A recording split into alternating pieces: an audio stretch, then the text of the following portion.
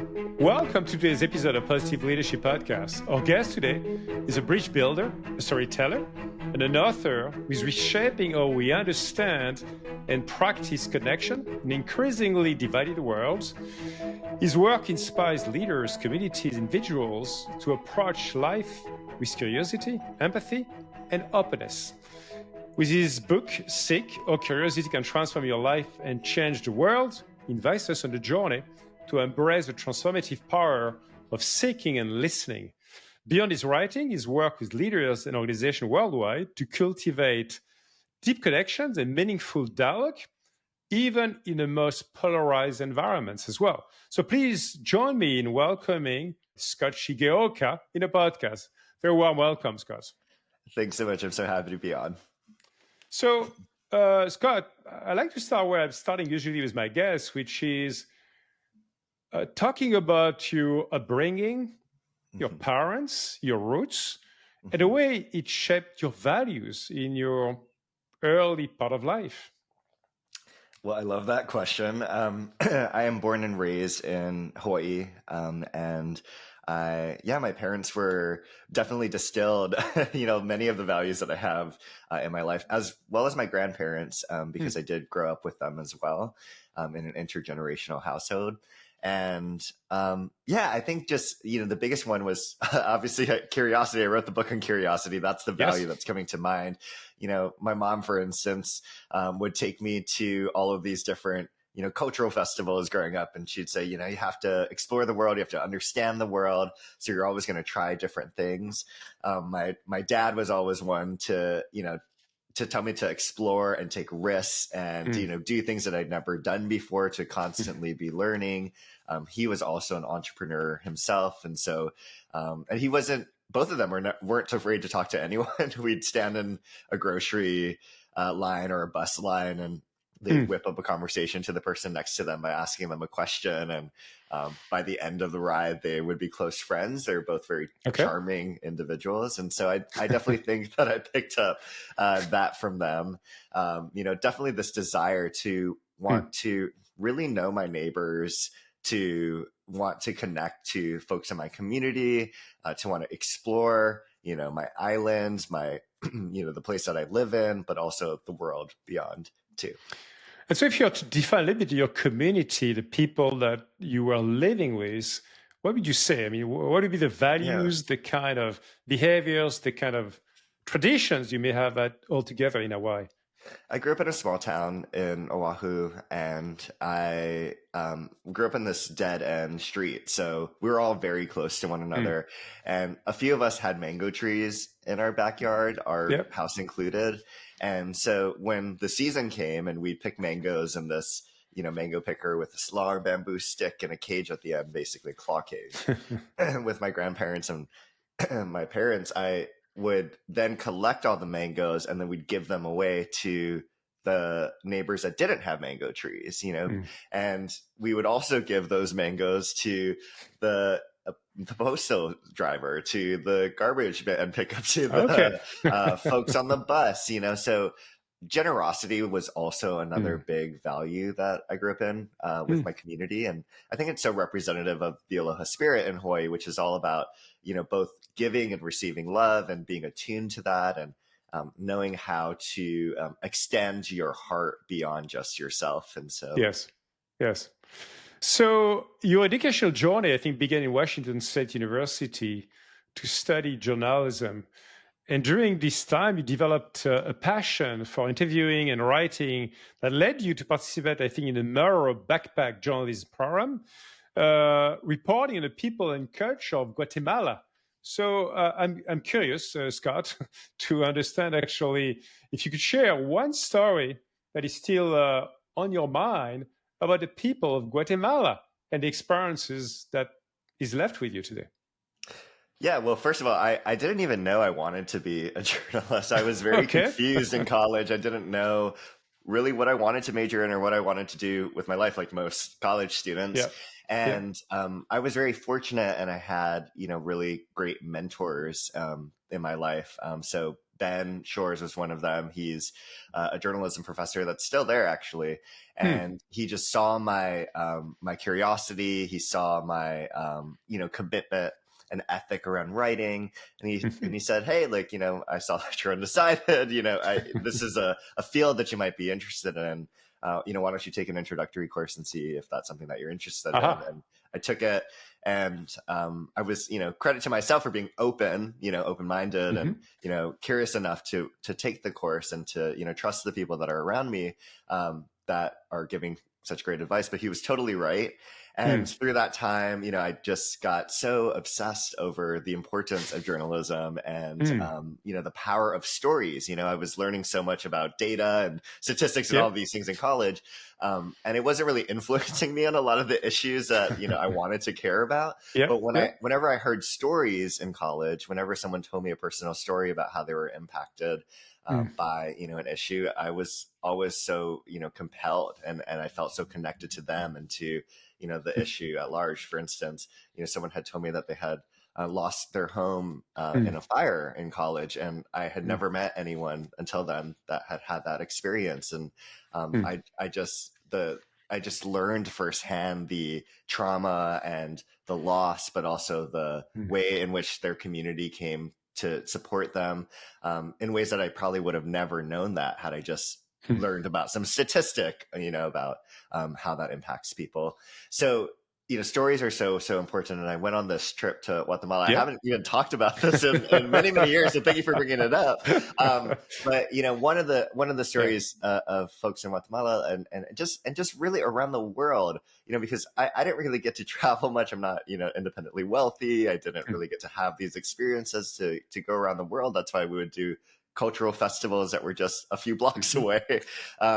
But I was just so wonderfully, delightfully surprised by the commonalities that I had with people who grew up in a very different part of the world than me, who had very different sets of experiences than me, a very different culture than me. And it hooked me to traveling. I mean, that's one of the best things I love about it. There obviously are so many unique differences that I learned about, in their culture and many of the cultures that I've traveled to, but just, the ways in which we could, through my broken Spanish, communicate and laugh, and the ways that we danced and the ways that we connected together was just so magical. And especially as a college student who was so young, who had never had that experience, I'm so grateful for those opportunities. So you obviously started learning and enjoying the power of connecting with people somewhere in the world, Guatemala, and then we'll come back in a few minutes, of course, in the US, in your country. I think not only you work on storytelling, Scott, but you also work on social impact design at a very famous company, IDEO, which is legendary for design thinking. So I'm curious about the lessons you picked up there, that any organization, many listeners are, across the world on my podcast, work in any kind of company, large, small, NGOs as well. So how can they actually adopt maybe some of the design thinking you've been doing for so many years? Yeah, absolutely. Well, a lot of my focus was about how do we, put the power of what, some folks listening in might know, human-centered design. How do we understand the real needs and the real motivations of people that we're designing for or alongside? How do we actually equip them with the skills so that they can solve their own problems? Because a lot of times in a traditional consulting model, you're like going into a foreign or a context that, as a designer yourself, you might not know much about. And so one of the insights that, our team had at that organization was, what if we, sort of flipped that on its head and said, well, you're already in your country or you're in your community. You have all of the context you need. You have all the relationships you need.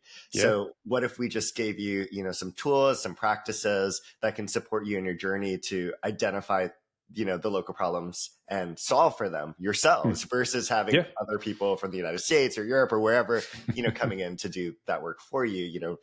I'm very, sensitive to this, especially in Hawaii.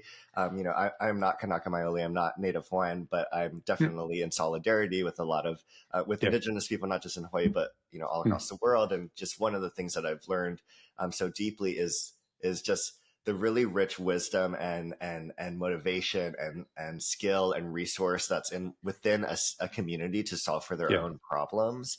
And Yes. so and you know, I think that's just so important for me, especially because of where I grew up. And so just being able to work on that in an institution like at IDEO was a really beautiful experience. It was a very small team. You know, I Hmm. think most people at the organization were doing something very different than what we were doing. But yeah, it was such a great experience to do for a couple of years. Yeah, and I'm sure you've been and keep using some of that knowledge today, actually, in what you're doing. So, no, I'd like us to do a deeper dive in your book. Obviously, Mhm. uh, all curiosity can transform your life and change the world. And I like to start actually to understand if you had a tipping point in your personal journey to decide that you are going to seek and be curious. Mhm. So, when did that happen, Scott? When one Yeah. day you woke up and you say, Scott, be curious, be very curious. Well, like I had just mentioned, you know, I grew up with this value of curiosity thanks to my family and Yep. thanks to the support of many of my mentors like Ben, who encouraged this inside of me. And I was actually thankfully a journalist, a practicing journalist on the lifestyles desk. I was a music reporter at the Washington Post. I had this opportunity to learn about storytelling firsthand, Mm, and then through my work at Audio. And when I was actually working there in 2017, I went on a trip to Joshua Tree, mm. and which is for those who are maybe haven't heard of it. It's a really Yes, wonderful please. national park in California. Mm. It's very Dr. Seussy. There's like these really interesting trees and Yeah. and rocks and landscapes. It's just an incredible place. But something really powerful happened to me there. I Mm, started to hear voices mm, for the first time in my life. These were auditory hallucinations, I would later learn mm. as I, got support from a specialized therapist. And Yeah. they said really nasty things to me. They said, Mm, you're a freak. You don't mm, belong here. You're not loved. Just really mm. just nasty things that were very piercing. That they weren't delusions, meaning that I felt that they were real, but they were Yeah. so um, visceral that they Mm. definitely impacted me emotionally. And, as I was working with my therapist to Yeah. try to figure out what do I do about this because this is really distressing for me. I told him that I was like pushing away the voices. I was pretending that they weren't there, but then they would Yeah. come back again and again and louder and louder. Hmm. And so he asked me a question. He said, "Have you ever tried getting curious about the Mm. voices? Yeah.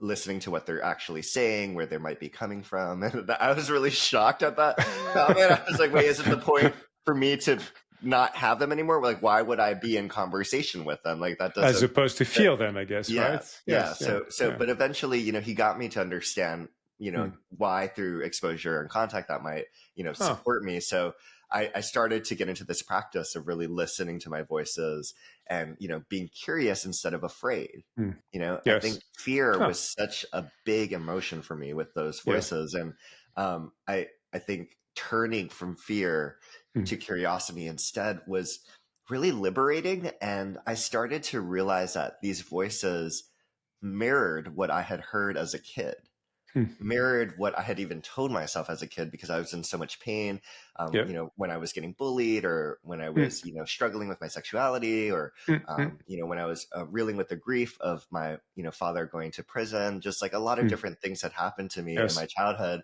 And I had internalized those Mm. messages.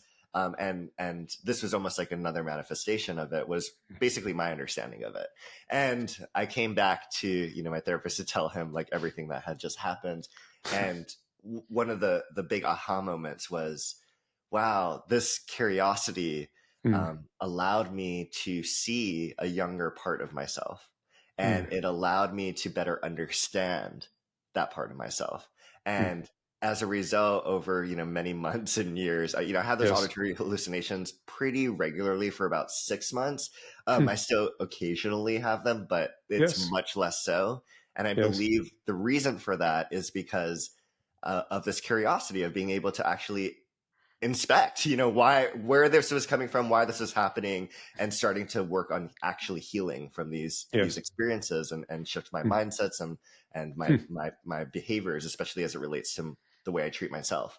So that was the big initial aha moment of like, wow, look at the power of curiosity. And later, I started to see out in the country, there's so much that's happening in terms of division in our country. And so that was a bridge. Yeah, let's get to that actually, Scott.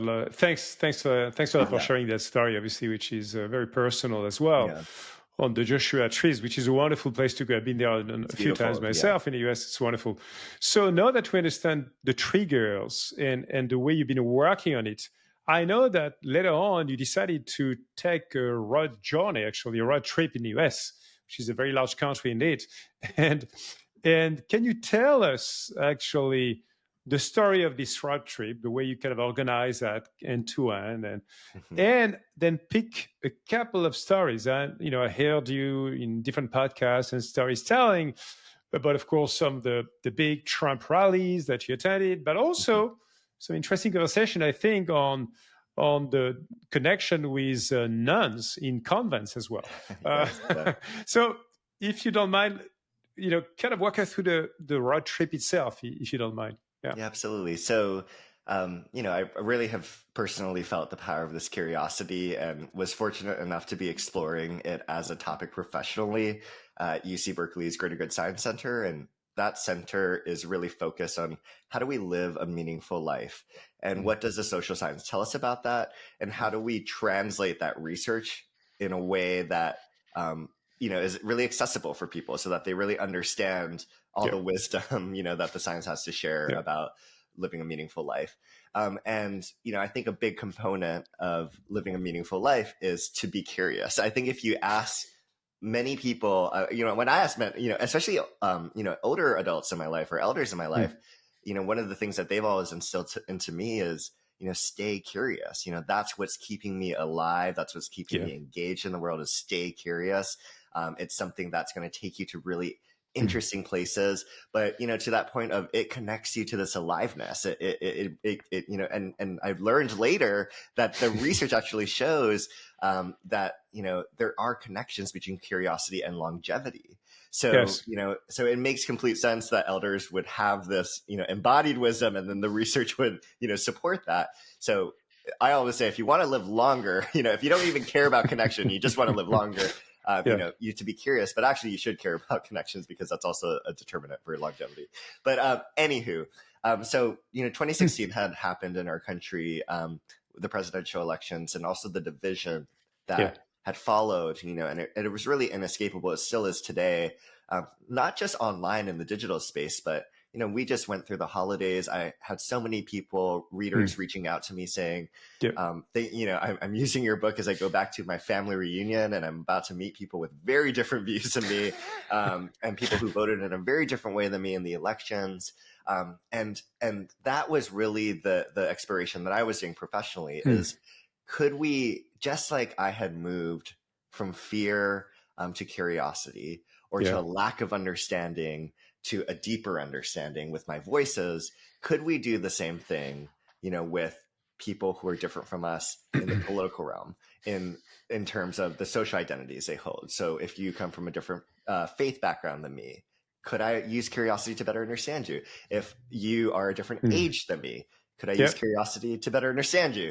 If you grew up in a different part of the country than me, could I use curiosity to understand you? If you voted in a different way, could I use curiosity to understand you? So that was really powering this year-long road trip that I did, where I packed everything I owned into this really old Toyota Prius that I owned, that I actually slept in, and slept in the car. Okay. Yeah, I took out the back seat, put a bed in, showered at Planet Fitness. So it's kind of like that van life thing some of you might have heard of, but with way less height clearance. So I had way less room for my body, but it was much more eco-friendly. And I traveled across the country, and I went to places like Trump rallies. I went to meet with religious communities. I went to live in the South.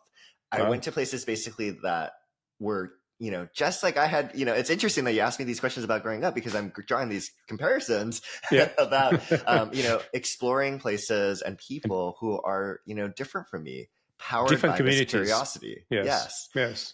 And it's no surprise that on that journey, not only did I find, what we share, but I learned to better understand people who are different from me, which meant that I was countering many of the assumptions and the stereotypes that I Yes. held about them. And so you Yeah. bring up, the conversation with nuns, with Catholic sisters. There's this amazing program called Nuns and Nuns. So NUNS and NONS. Okay. NES, yeah. Okay. And they did this wonderful pilot residency where they lived for 6 months as millennials who were spiritual seekers, but not necessarily affiliated with, the Catholic Church in particular, but they were living in convents with Catholic sisters. And because the average age of Catholic sisters, I mean, there are younger Catholic sisters, but because the average age tends to be older, it was just this very intergenerational group. It was really wonderful. And one of the things that they would do there, besides dance and sing and and talk about spiritual practices, was they spoke about the vows, the 3 vows that nuns take: the vow of chastity, the vow of poverty, and the vow of obedience. And it was really interesting talking to the residents there, the millennial residents, about, for instance, the vow of chastity, how they said, they came in with, some connotations about what that meant. Sarah, one of the residents, told me, she had seen that as a tool to exert power over women, to control their bodies. She's seen that in the narratives in our culture, but she also was relentlessly curious. She's like such a curious person. I mean, you have to be in order to be living in community, for 6 months in a convent. So she started to ask all these questions to these Catholic sisters and started to learn that, wow, like her understanding of the vow of chastity needed to be expanded, and was expanding. And she started to realize, she calls it the deprivatization of love, which I just adore. She's brilliant. And the deprivatization of love is actually what they mean by the vow of chastity. And what Sarah means by that is, when Catholic sisters take this vow, they're able to extend their love to so many people beyond just many more people, a partner or an immediate family. Many of the sisters that I met, they're so involved in activism and in grassroots efforts. I had no idea. I mean, Catholic sisters are some of my favorite people on the planet now. After that experience, and so anywho, Sarah, just to quickly wrap this up, Sarah said, her relationship with these sisters and her curiosity allowed her to expand her understanding of their way of life. And now today she's actually working on a land justice organization many years after that experience with Catholic sisters to think about what to do with the land that they've loved for generations. So it shows curiosity isn't just a way to make connections or even expand your minds. It can lead to real change, to real. No, it's a wonderful story. It reminds me, actually, Scott, about one of the guests I had a Positive Leadership podcast called Barbara Fredrickson. I don't know if you know Barbara. She's one of the founders of actually positive psychology. And she wrote a wonderful book called Love 2.0.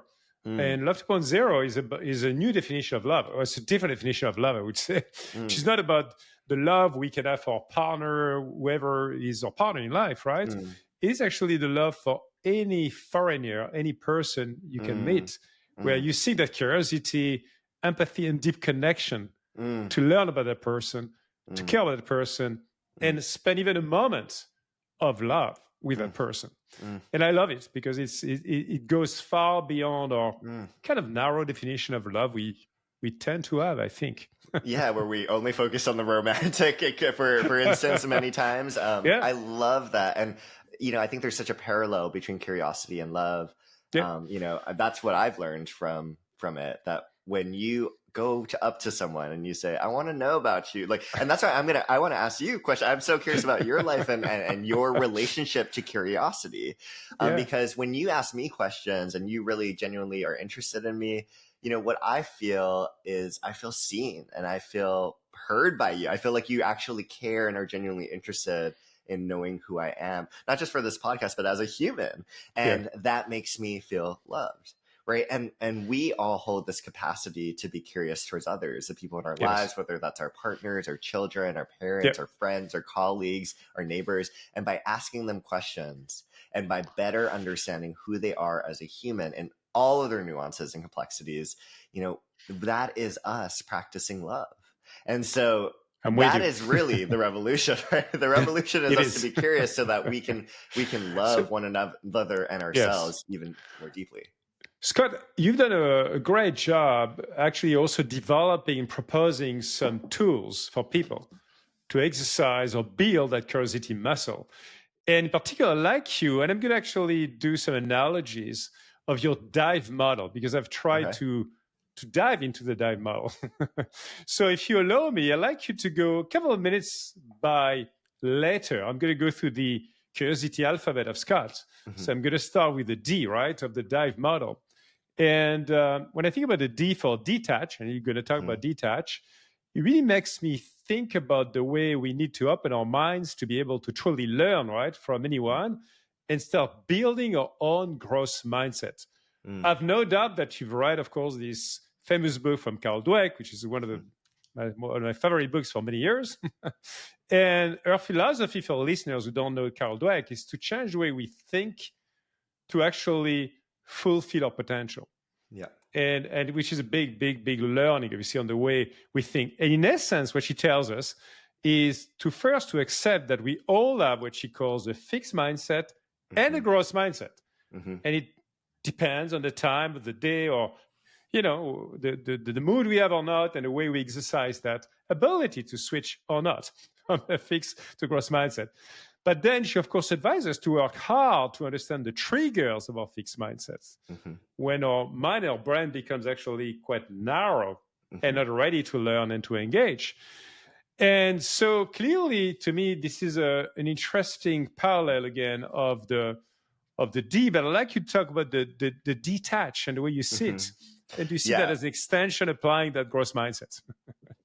Like many, huge fan of Dr. Dweck's work, and I think it's been so inspiring for the work that I did with Seek and beyond. And so and I think detach. The way that I define it is letting go of our ABCs, our assumptions, biases, and certainty.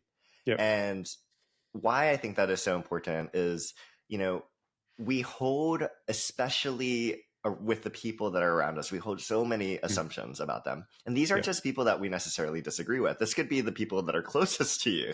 You have an assumption about them, a story that is inside of your head that is shifting the way that you're, relating to them or talking to them. And when we detach from that, it really allows us to access this deeper level of curiosity, similar to certainty, right? If we are certain that we know everything we need to know about, that group of people, that lives in a different country or that voted in a different way. Which, by the way, is an expression of a fixed mindset. Yeah. When you are certain about something. Yes. Absolutely. And that certainty is obviously a curiosity killer. It is. It is not allowing you to come in with this open mind and heart that would allow you to, hear the stories of others, understand where they're coming from, and be able to connect with them in a really meaningful way. And so detaching is really this idea of how, having these sets of practices that allow you to do so. So one example is so simple, and you're about to have an interaction with someone, maybe your boss, maybe your teenager at home, and it's going to require a lot of your curiosity. So one of the things you can do is you can write down what are the assumptions that you have about them, or the stories that you're telling yourself about them, or this interaction. And it's something that we, would take maybe 1 or 2 minutes for us to do that we don't necessarily do before a high stakes meeting. That could really help us to, when we get into the conversation, say, hey, these are some assumptions that I'm holding right now, or stories that I have in my head that I, wanted to just name and talk with you. What you might find out in those conversations is they're not true at all. You might think that your mother-in-law, thinks you're lazy or something, but that is not true at all. You might, and even when it is true, if you start to use your curiosity to better understand their perspective, Yes. what the emerging research is also showing is that curiosity inspires others to be curious. So your Yes. curiosity towards them might, impact them to ask you questions and start to Creates learn about your own reciprocity. understanding Yes. and perspective. Yes. And so you're opening the door for a more connective conversation, and, and for folks to see you even in a more nuanced way, in a deeper way. And that's something I definitely learned even when I was going to places like a Trump rally, where I was meeting people who Yes. are very different from me, who are voting in very different ways. For sure. And they, I would learn so much about their context and, Yep. where they came from. And they would share stories about, their feelings of being othered, because of who they voted for.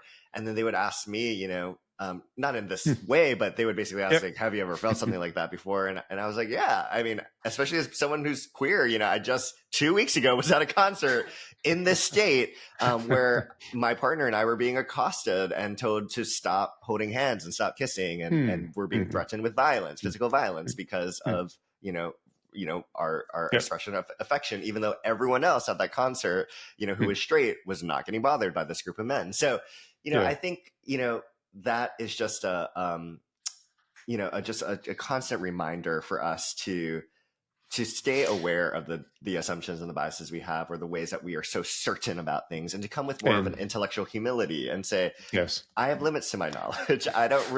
There's a lot I do not know yet, and curiosity can help me to better understand. Love it. What I do. So it seems like almost starting with a blank page, a white page, all over, all the time. But I'd like us to move even a bit quicker if we can, Scott, because we've got 4 layers to explore together. To the I like intent. And to me, the I like intent sounds like an approaching situations with positivity, ensuring your curiosity is genuine and not performative. Yeah. 2 years ago, I had the pleasure again to have another fantastic guest, Kim Cameron. Don't know if you know Kim. He's one of the founders of positive psychology, and he wrote this book called Positivity and define actually positive leadership. And he talks about the way you can express, kindness, gratitude, compassion in the workplace as well, as much as you do that in your family or community, to actually improve performance as well as a result, as a side product of that, not as an end in itself. So, and he developed this concept of being a positive energizer. And it's something I've felt and see, and obviously trying to practice myself, which is whenever I connect with people, I'm going to try my best to be a carrier of positive energy, as opposed to sometimes sucking the energy from the others, which I've been a victim of as well from time to time, from people as well, and myself probably as well. So I'd like to ask you about this I, with that context. Do you think about that positivity as well being an essential attitude we should develop, and how we should do that to have this intent? Yeah, absolutely. Intend I is really about how do you set the mindset and the setting for curiosity. And, one of the research pools that I, cite from for this often is sports psychology. Folks like Alan Richardson and others who have found that mental rehearsal can be a positive factor in your performance. And what do I mean by mental rehearsal? So when you are a gymnast and you are closing your eyes and visualizing yourself, on your floor routine, or you're at the free throw line and you're an everyday person and you're imagining yourself, getting a basketball into the hoop at the free throw line, and you're not only practicing, with your hands and with your body, but you're also doing that in your mind. That visualization practice is called mental rehearsal. That not only can improve your, athletic performance across many different, sports that it's been studied in. It also can improve your work performance in different capacities. But the same is true also for curiosity. It can make you more curious if you're actually taking the time to visualize yourself Mentally. mentally, yes, getting Yeah. curious. So what are the questions that you're asking your colleague, before you actually get into the conversation with them? Write those questions down. Think about them. Imagine that you having those conversations. Where do you see yourself having that conversation? In what room? Is it in a really busy, subway car or on a drive home? When you're distracted by all the things that are in a transporter commute, Yep. or is it in a private office where there's a feeling of psychological safety, where folks can be a little bit more open? Same is true in interpersonal or in family dynamics. If you want to be, encourage a culture of curiosity in your family, if everyone's on their phone and you're trying to ask them something, that's not a great way to be intentional about the setting, versus if you have like a phones down rule, at dinner, et cetera. There's all these different interventions that I talk about in the book and that others have talked about as well. So that's really what Intend is all about. Good. Wonderful. Let us move to V like value. And to me, valuing others fosters empathy and again, a deeper connection, even when you disagree with people, which is okay. I mean, you can disagree as well. And that's a conversation I had again with another guest, Daniel Goleman, of course, on emotional intelligence. And I'm sure you know that his work super well. For our listeners who have not listened to the episode yet, Daniel calls out the 3 types of empathy. Cognitive empathy, which is the ability to understand another person's perspective or mental state. Number 2, emotional empathy, which is the ability to feel what another person is feeling. And the third level is compassionate empathy, which is the ability not only to understand and feel someone's emotions, but it's also about taking action to help if needed. So would you agree with that value as well as a result of your own glossary, Scott, in terms of what, Dan Goleman called empathetic concern? That's the term he's been using for this last level. Yeah, absolutely. These are all, I'm just like, these are all people who I love and adore. And, many of their insights are, so connected and informed, my work around curiosity. And, I think for me, value is really all about, seeing the dignity of every person, including yourself. Because once you start to dehumanize someone, once you start to say you are lesser than me because of the way you voted, because of what you did, because of where you live, whatever it is, that dehumanization breeds incuriosity. It does. It's a much more judgmental mindset, and judgment is the opposite of curiosity. And in fact, that is why I love curiosity so much, is because it allows us to rehumanize people, even people who we disagree with, even people who feel so different from us, faith-based, age-wise, geographically, whatever, you being able to ask questions and genuinely be interested in who this person is and hear their stories and understand them will actually allow you to see their humanity in a way that judgment could never. So that is what value is really all about. And there's a bunch of different practices in the book on how you can do that. So wonderful. Let's get to the last letter of your alphabet, E, like embrace. Embracing challenges to strengthen our ability to navigate complex or polarized situations in particular, and being comfortable with the uncomfortable. That's my definition of really being in that zone. Again, 2 years ago, I had another guest, wonderful, her name is Whitney Johnson. Whitney Johnson developed the theory of the S-curve for people. We have the S-curve for the startups with the different levels of maturity of the startups. You get the same for people. And she talks about that launching pad, the launching point, which is the first phase of that S-curve, when we are starting something from scratch all over again, a new job, a new situation, a new environment, maybe a new city, a new relocation. Anyway, it's super uncomfortable for sure. We don't know what we don't know. We believe that the environment is hostile to us and so on and so forth. So what is the best way again to learn while being uncomfortable, which is really hard, and not avoiding some of the most difficult conversations and situations we have to face as people? Yeah. Embrace really about, working with that uncomfortable and facing it head on with curiosity. One story or example that comes to mind is when, if you have a child at home, or even if you're a supervisor and you have, an employee that comes into your office and says, oh, I failed at this project or at this class, I didn't do a great job, and even if they're high achieving and they got a C or something, like that feeling is very real for them. Yes. And the experience is very real for them.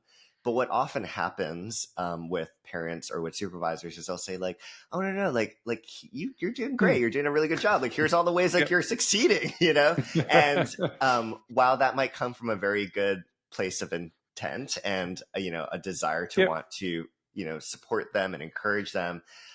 What it does is it closes the door on connection and on curiosity. And that's because what you're essentially saying is, you're telling me that you failed, and I'm going to tell you something completely opposite to that. I'm going to say that you were wrong and that you did not fail. You're actually doing a good job. Not only does that create confusion, and not only does that contradict their own understanding of their own worldview, but it can deteriorate their self-confidence. It can make them feel like, do I understand, the world in the way that I see it? Is my experience actually valid and accurate? And that's not necessarily something that we want to do, as parents or as supervisors. And so one of the ways that you can respond to that while also holding your own discomfort with hearing this person that you care about so much saying that they failed or feeling, bad in the situation is to say, I don't think you failed, but tell me more. Tell me more about why you feel that way. Yes. And that's really opening the door using curiosity to better understand it from their perspective, to see their experience and to validate them. And it's so affirming. It improves their own confidence in exploring the things that are hard in life, which creates a resiliency. And and that is something that's going to open the door for a deeper connection. And, you might have this thought of like, oh, I think that they're saying that because they have imposter syndrome and like, they actually, this is something we need to work through. But at least now they're saying it through their own words. They are authoring that perspective themselves. And so that's an example of how we can embrace. It's like, yes, you feel uncomfortable in this situation, but when you use curiosity, it opens the doors to so much more. Fantastic. Again, it resonates so much with me. As you talk about that, Scott, you are actually sharing some methodologies in terms of questioning. I'd like to go to that now, because I'd like you to share some practice on how you develop your curiosity for all of our listeners. And they are very different across the world. Again, myself, I used to be a senior executive at Microsoft working for Satya Nadella. And I worked some pretty big projects like transforming the whole sales force of the company, 35,000 people across the world, and changed the way they were behaving, selling, and stepping up in very different roles as the company was moving to the cloud and AI. I've been learning a lot as well, as I've been also coaching a bunch of young social entrepreneurs in my own family foundation in France that I've done for 9 years now. And what I've tried to apply, at least, is a couple of methodologies. The first one is precision questioning, which I'm sure you have heard about, which is really something I learned like 25, 30 years ago, I guess, in my early days, which is the way you try to eliminate ambiguity by, in a way, peeling the onion and asking more questions, being more curious. And what else? To really know what's the real problem is. So in your own experience, does precision questioning help creating that clarity needed actually between two people and more? And before I jump into that, I'm also curious. Like, you've had this role where you've supported many people. I mean, tens of thousands of people. I mean, would you agree that? I mean, maybe you wouldn't have me on the show, but I want to better understand this. Like, would you agree that curiosity was a value or virtue or practice that you used often as a leader? And like, what do you think that unlocked for the groups of people that you led? It's been a huge, actually, tool set for me in my career, Scott. And I would say, actually, it is part also clear the Microsoft culture. When we shifted as a company to a new mission 10 years ago now, where we said, we want to empower every person, every organization on the planet to achieve more. We sat in Adela and all of our teams. We really moved to a new place, and we decided to embark. Now we have 260,000 people. It's a pretty large team across the world, but all our partners, all our customers, and so on. And one of the foundation of that cultural shift was the growth mindset. We actually read all the books from Carol Dweck. This is where I got started to be religious about curiosity a lot more, to be honest. And I applied that both in my professional experience in my job day after day. Yeah. But I share that, and we share that with all of our colleagues as well, to have a common reference in a way. And then I saw the power of that in my personal and social life as well, with my social entrepreneur, with youth and others and friends. So I'm a deep, deep believer in the right curiosity indeed, yes, and the adequate curiosity in your life, yes. Yeah, I even heard from a leader at Microsoft and other companies that they hire for curiosity. I think that's such a brilliant aptitude to search for in the folks that you're bringing in as talent.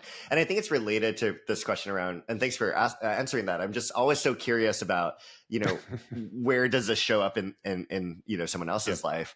And I'm constantly asking, like, what are you getting curious about right now? And, why, how has curiosity shaped you, if at all, as a person? And so it's just like really beautiful to hear that. We're even assembling at the Eames Institute, which is one of the organizations that I'm working at, Curious 100 lists, where we're sort of uplifting some of these curious problem solvers from across the country. So it's just been a very exciting exploration.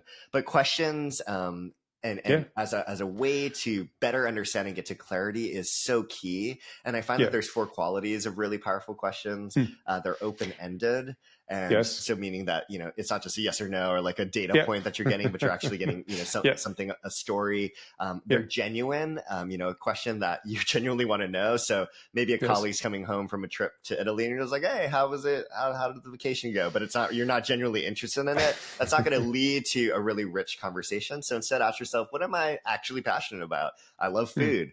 I'm going to ask them about food in Italy. Hey, what were some of the best meals that you had in Italy? That's probably going to be a much more spirited conversation. And then the last 2 others are that you're asking a question that's appropriate for the relationship. So while we love deep questions, like what, is a really hard trauma that you've worked through, maybe not the best first question to ask someone when you're first meeting them in like a professional setting. So just being really mindful of the kinds of questions that you're asking. And then the final, sorry, go ahead. Yeah. No, please. Yeah, just building on that actually and sharing with you openly some of the tools that I've been using myself to become more curious. I've been also using the tools of someone who became a friend of mine. Michael Bungestanier is a bestseller author of Coaching Habits. And Michael has developed, after dozens of thousands of people being involved in research, a powerful set of 7 questions. So I'm not going to have the time to go through 7 questions, but please check them. It's really very powerful to coach people. But the last 2 questions are the following. He has what he calls a strategy question, which is, well, Scott, if you are saying yes to this, what are you saying no to?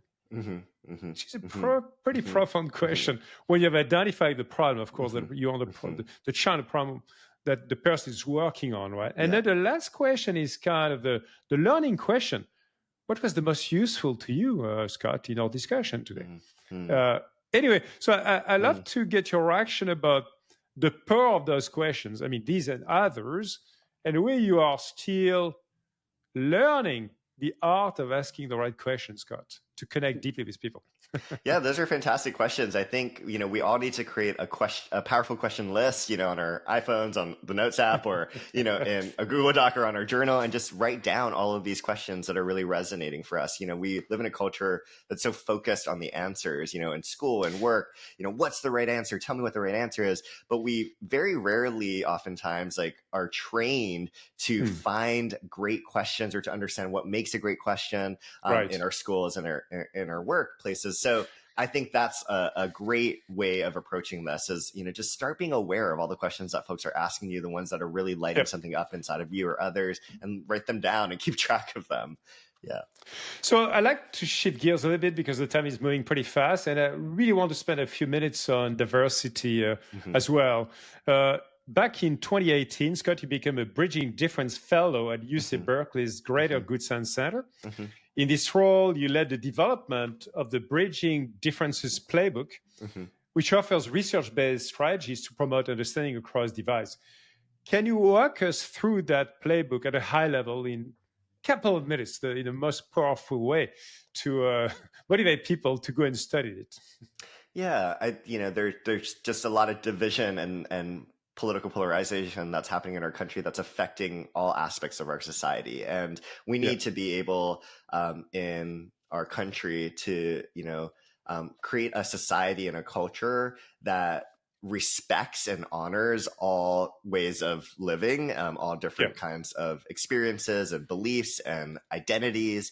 You know, we are very diverse as not only a country, but as a world. And so we need to, you know, develop different skills and have different practices that allow us to call each other in and create more connections rather than to push people away or dismiss them or judge them, because that fractures our relationships and that creates more divides, more outrage, more disconnection. And so that was really the impetus for the playbook.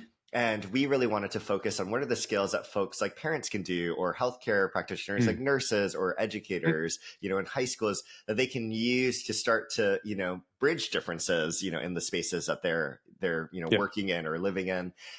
And, you know, the skills are really simple. They're not, you know, very hard to practice there, but sometimes we just don't know what those research-based practices are. And so the playbook just compiles all of them, puts them together in language that's very easily understandable. And it gives you like a 1, 2, 3 steps on how to actually practice each of them.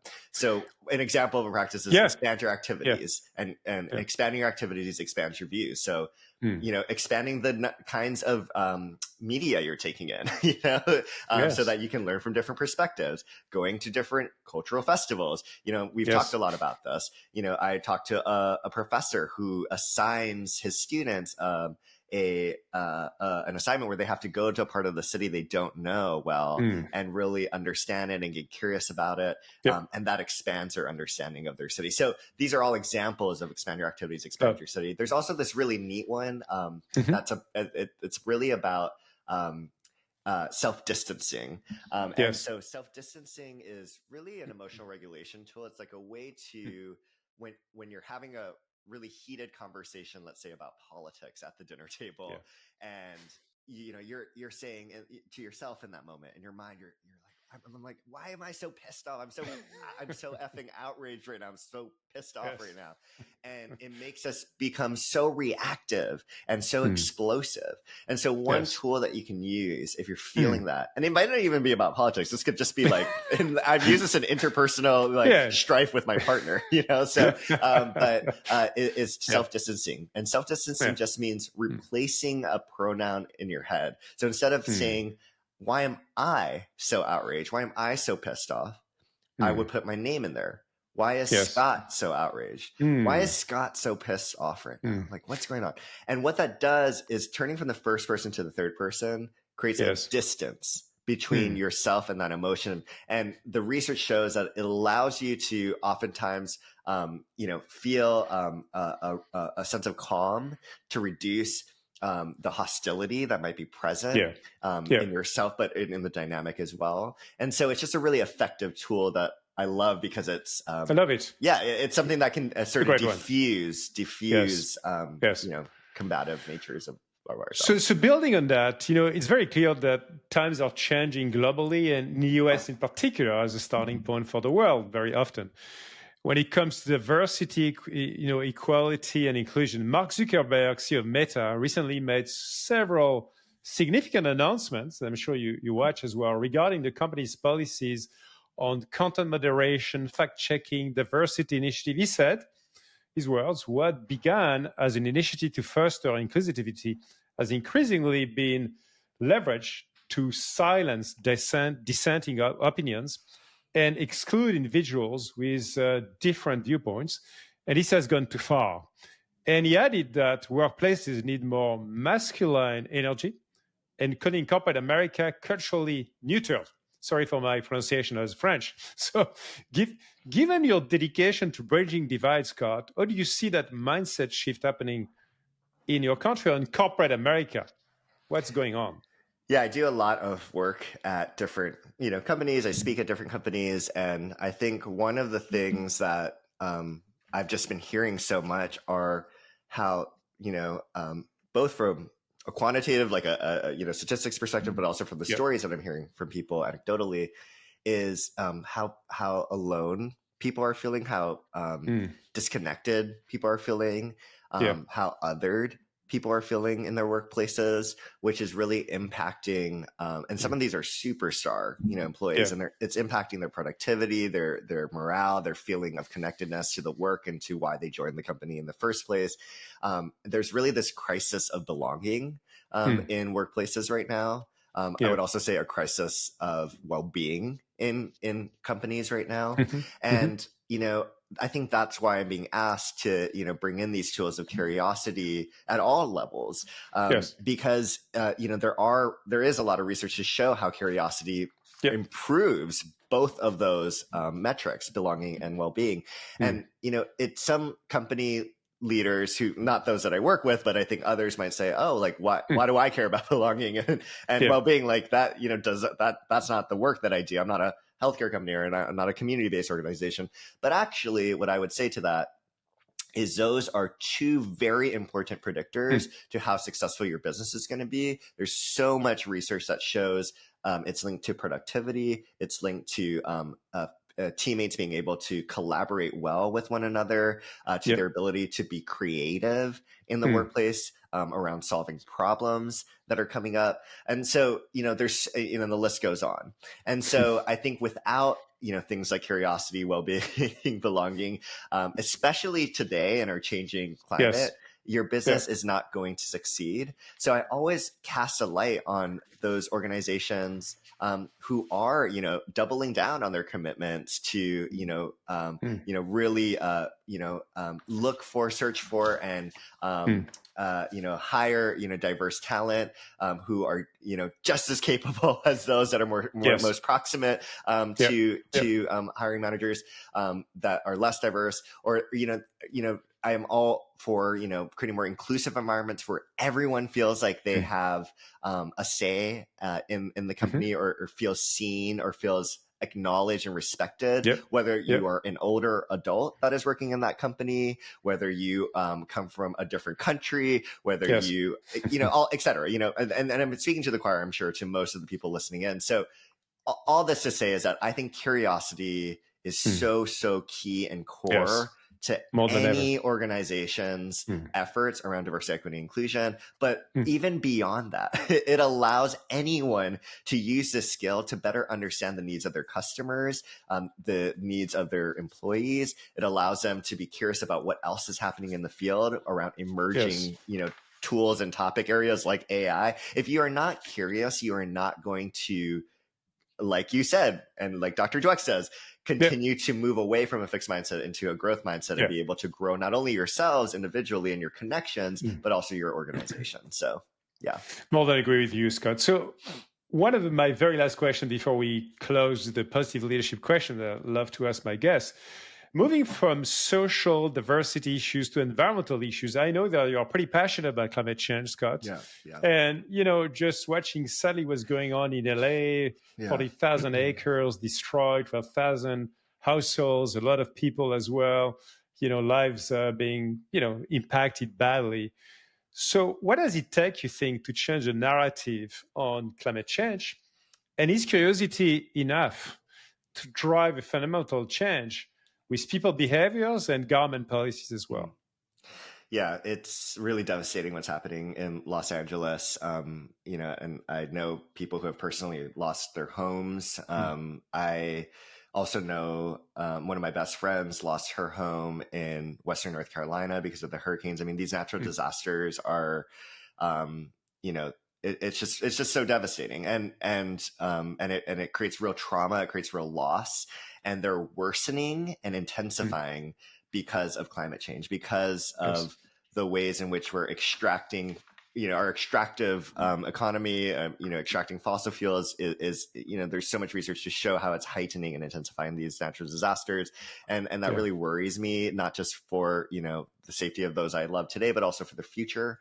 And I don't think that curiosity is the only tool. I mean, I think it's one of very many tools that are going to help us to hopefully make, a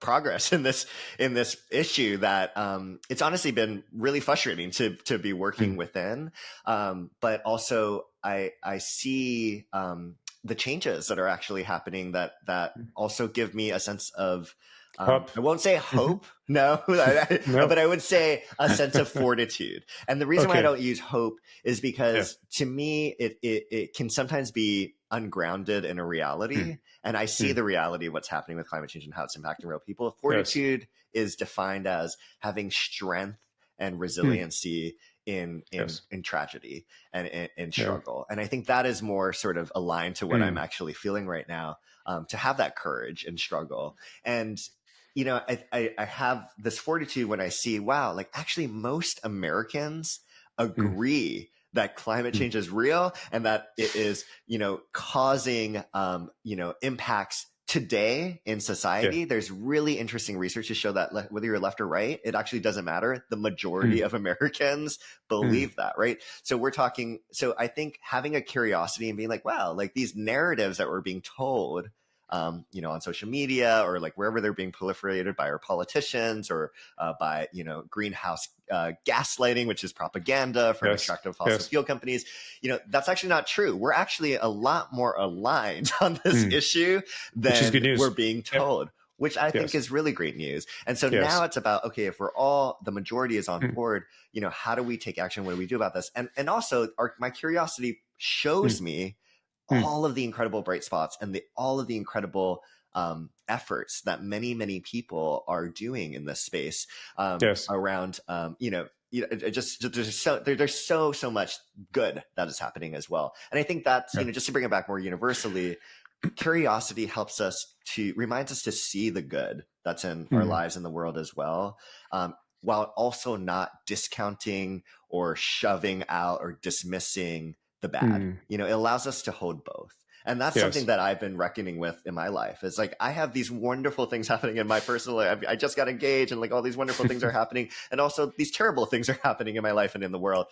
Curiosity allows me to hold both with such a nuance, with such care. It allows me to better celebrate the good that's in my life and see it for what it is. But it also allows me to better understand how I can support and help in the parts that are bad in my life or in the world. And so, so I leave us with that remember that curiosity is your constant companion. And, you know, I love it. So before we just wrap up, you know, in this episode, we had a wonderful, thank you for having a wonderful conversation, Scott. We discussed a lot, actually, the underpinnings of positive leadership, such as empathy, positive energy, coaching for good, and more. And as we are coming to an end, I'd like to ask you the way you would define positive leadership based on your own experiences and work on curiosity. Who is a positive leader? A positive leader is a leader that is curious about the people that they lead. They are really attuned to what they need and what they want, what's going on in their lives, how to better support them, the ways they'd like to be supported. That all comes from curiosity, from a desire to understand. So if you are a curious leader, you're a more positive one. And actually the research shows that when you have curiosity and intellectual humility as a leader, you're more liked, you're seen as more competent, and you're a much more collaborative person in the workplace. And those are all traits that we love, because the opposite is an arrogant leader, is a leader that thinks they know everything, is a leader that fixed mindset. Exactly. And that is not, to me personally, positive leadership. So positive leadership is a curious leader. So now that you've setting all of us the appetite for more curiosity in our life, what would be the 3 actionable steps and pieces of advice you would give to emerging leaders, particularly young leaders, right? Taking on your responsibilities professionally, socially, to foster their curiosity, their connection, etc., and so on. What would be the 3 things they should do? Reclaim the power of questions. So be aware of those questions, write those questions down, like ask more questions in your role. The second is to use your curiosity to forge connections with people, especially those who are outside of your generation or who have different views or perspectives than you. You know, that's been so wonderful for me as also an emerging leader. So I'm talking to my peers here, you know, to talk to folks who have been doing this for many years or decades. And I'm learning so much from them. And that's been so enriching, even just from a friendship level. And then the third piece is to not forget to direct that curiosity towards yourself, to really ask yourself those deeper questions, like, what is it? What's driving this work? Why do you do this work that you do?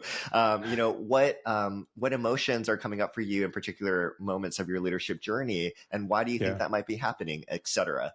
When you direct that curiosity towards yourself, you're going to become much more self-aware. And I believe a self-aware leader is a much more effective leader. What a wonderful conclusion, Scott, because it's actually the foundation of positive psychology, getting to know yourself in the first place before you get to know others. So it's been an absolute pleasure again having this conversation with you, Scott, and having you on the podcast. Your insights remind us of the power of curiosity to build again a more compassionate and connected world that we need all across this big world. To our listeners, thank you again for tuning in. If you enjoyed today's episode, please leave us a nice review and a nice rating as well. Share it with your network. Stay tuned for more inspiring conversation on Positive Leadership Podcast. Until next time, take care.